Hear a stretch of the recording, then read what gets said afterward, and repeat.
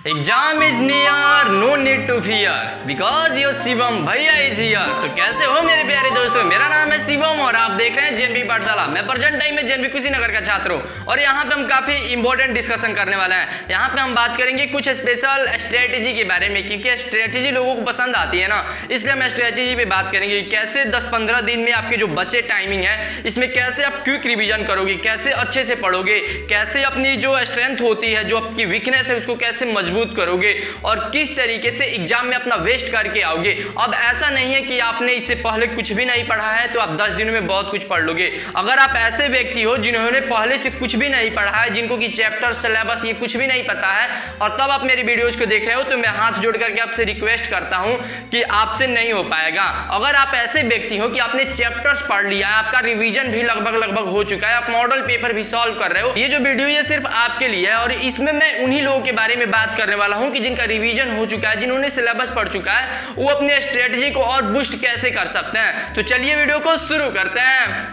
हर कामयाबी पे आपका नाम हो, हर कदम पे दुनिया का सलाम हो और पढ़ाई आप इतनी शिद्दत से करो कि 11 अगस्त को जब आपका पेपर है तो वक्त भी आपका गुलाम हो। तो इसी के साथ हम बात करेंगे मेरे प्यारे दोस्तों ओएमआर शीट के बारे में। ओएमआर शीट को कैसे कैसे भरना है, इसमें क्या क्या गलतियां होती है, इन सभी पे मैंने स्पेशल वीडियो बना दिया है, आप जाकर के यहाँ पे देख सकते हो।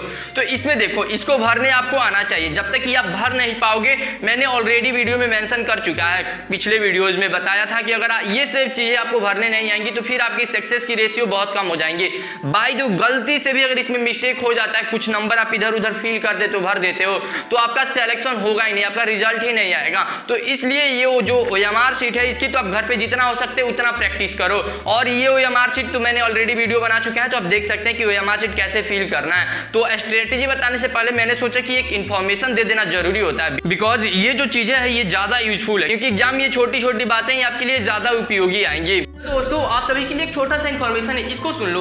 मैंने नवोदय विद्यालय की प्रिपरेशन के लिए यानी क्विक प्रिपरेशन के लिए जो आपका पेपर है उसके लिए काफी अच्छा बुक ढूंढ करके निकाल दिया है। और ये जो बुक है ये चक्षु पब्लिकेशन का बुक है और इस बुक की जो खासियत है मतलब काफी अच्छा है। इस बुक में आपको मतलब प्रीवियस ईयर तो मिल ही जाएगा, साथ ही साथ आपको मतलब प्रैक्टिस सेट भी मिल जा रहा है और आपको जो बुक की और भी चीजें चाहिए वो भी मिल जाएगा और इससे आप काफी ज्यादा क्विक रिवीजन कर सकते हो। और इसमें जो मॉडल पेपर बनाया गया वो काफी अच्छे से बनाया गया। अगर इसको आप पढ़ करके जाते हो तो एग्जाम में ज्यादातर मार्क्स आने के आपके चांसेस बन सकते हैं। तो एक बार इस बुक को आप जरूर चेकआउट कीजिएगा। इस बुक को आप फ्लिपकार्ट, अमेजन कहीं से खरीद सकते हैं। बस ये चक्षु पब्लिकेशन आप कहीं पे भी जाकर के लिखना चक्षु नवोदय विद्यालय। अगर फ्लिपकार्ट या अमेजन पे भी लिखते हो तो आपको ये बुक मिल जाएगा। या आप बुक चाहते हो कुरियर द्वारा अपने घर पे मंगवाने के लिए तो यहाँ पे पब्लिकेशन जो है, इस पब्लिकेशन का नंबर दिया गया है, तो जरूर यहाँ पे कॉन्टैक्ट करना। वैसे इस बुक का जो प्राइस है 319 रुपये है, लेकिन जेएनवी पाठशाला अगर इसका प्रमोशन कर रहा है तो ये बुक आपको और भी सस्ते में मिल जाएगा। अगर आप फ्लिपकार्ट और अमेजन पे इसको खरीदोगे तो सिर्फ 260 रुपये में मिल जाएगा। अगर आपको कुरियर द्वारा इस बुक को चाहिए तो आप इस दिए गए कॉन्टैक्ट नंबर पे कॉल करके जरूर एक बार पता करना। सो मेरे दोस्तों अब हम बात करते हैं अपने पॉइंट्स के बारे में कि यहाँ पे देखो हमारा जो पॉइंट्स है वो ये है कि आपको डेली 2 घंटे बैठ करके पढ़ना है। भले ही आप दिन में कितना कितना टाइम पढ़ते हो ये डजंट मैटर, एक कोई आपको फिक्स टाइम रख लेना है कि मुझे कोई एक फिक्स टाइम है, यानी 2 घंटे का कोई फिक्स टाइम रखना है और उस 2 घंटे में आपको एक मॉडल पेपर सॉल्व करना है, टाइम के साथ सॉल्व करना है, ओएमआर शीट के साथ सॉल्व करना है। ये मैं इसलिए बोल रहा हूं कि आपको 10 अगस्त तक, यानी 11 अगस्त को पेपर है तो 10 अगस्त तक आपको डेली का डेली आपको अपना एक एग्जाम देना है। जितना हो सकता है उतना आप एग्जाम दे लो, यानी डेली आपको एक एग्जाम तो देना ही देना है ओएमआर शीट के साथ में, प्लस एक मॉडल पेपर लेकर के आप सॉल्व करो टाइमिंग लगा करके एकदम अच्छे से। और उसके बाद से जब 2 घंटे आपके बीत जाते हैं, ऐसा नहीं है कि 2 घंटे में अगर आपका क्वेश्चन पेपर जो है ये 1 घंटे में भी आप सॉल्व कर लेते हो, फिर भी आपको 1 घंटे में उठना नहीं, आपको 2 घंटे तक बैठना है, क्योंकि सीटिंग टाइमिंग यानी आप बैठ पाते हो कि नहीं 2 घंटा, ये बहुत ही इंपॉर्टेंट करता है। जब आप एग्जाम देने जाओगे और आपको 1 घंटे में ही क्वेश्चन पेपर बनाने की आदत रहेगी तो आप विश्वास करो मेरे दोस्त, 1 घंटे में आप क्वेश्चन पेपर बना लोगे, ओएमआर शीट में जल्दी जल्दी भरोगे कि यार मेरा तो जल्दी हो गया। इस सब में भी गलतियां हो जाती हैं, तो इस सब में भी गलतियां नहीं करना। अगर आप 1 घंटे में ही घर पे बना लेते हो क्वेश्चन पेपर, कोई बात नहीं, एग्जाम सेंटर में जाओगे ना समय रुक जाता है, आप विश्वास नहीं करोगे, मतलब समय आपको एहसास भी नहीं होगा। अचानक से बेल बजेगी आधे घंटे के बाद से, तब आपको बताया जाएगा कि सिर्फ आधे घंटे बचे हैं और बच्चे प्रेशर में आकर के, तो मतलब लास्ट टाइम पे जो ज्यादातर गलतियां होती है बच्चों से, लास्ट टाइम पे जो लास्ट के आधे घंटे रहते हैं सबसे ज्यादा गलतियां उसमें होती है।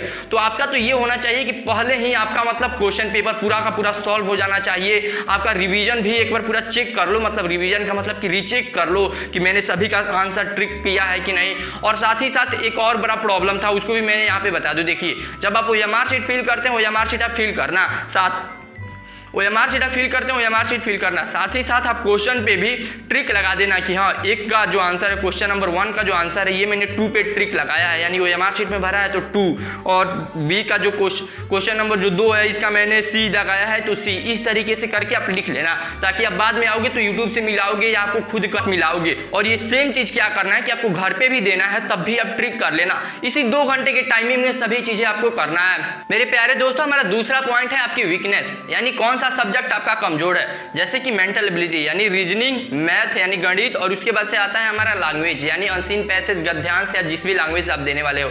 ये बहुत एक इंपॉर्टेंट रोल निभाता है। पहले तो आपको पता करनी पड़ेगी कि आपका कौन सा सब्जेक्ट वीक है, और ये तभी पता लगेगा जब आप 2 घंटे में मॉडल पेपर सॉल्व कर लिए, ठीक है। उसके बाद से जब आप मिलाने बैठो तो रीजनिंग का अलग मिलाओ। रीजनिंग में जो 40 क्वेश्चन है उसमें आप देखो कि 40 में आपकी कितने गलती हो रहा है। मैथ का देखो कि मैथ में 20 में कितना गलती हो रहा है। उसी तरीके से फिर आप हिंदी में देखो या इंग्लिश में देखो या जिस लैंग्वेज से आप हो वहां पे देखो कि कितने नंबर आपके गलती हो रहा है। तो जब आप एक एक का अलग अलग देखोगे कि इसमें मेरा ज्यादा गलती हो रहा है, जैसे कि मान लो ज्यादातर बच्चों का अगर आप देखोगे तो आपको पता चलेगा कि वो मेरा तो सबसे ज्यादा गद्यांश में यानी अनसीन पैसेज में गलत हो रहा है, यानी मुझे जो थोड़ा सा ज्यादा टाइमिंग देना चाहिए वो अनसीन पैसेज को देना चाहिए। तो दिन में क्या करो कि आप एक और भी स्पेशल टाइम बना लो, यानी आप टाइम को ब्लॉक में बांट दो कि हाँ, इस टाइम में मुझे एक मॉडल पेपर सॉल्व करना है, इस टाइम में मुझे जो मेरी वीक सब्जेक्ट है उस पे काम करना है। और उस टाइम में मान लीजिए अगर आपका हिंदी या अनसीन पैसेज यानी लैंग्वेज अगर आपकी वीक पॉइंट है तो उसको आप पढ़ो, स्पेशली 4-5 गद्यांश ले लो और उसको सॉल्व करो, उस पर ट्रिक लगाओ, देखो, उसको समझने की कोशिश करो,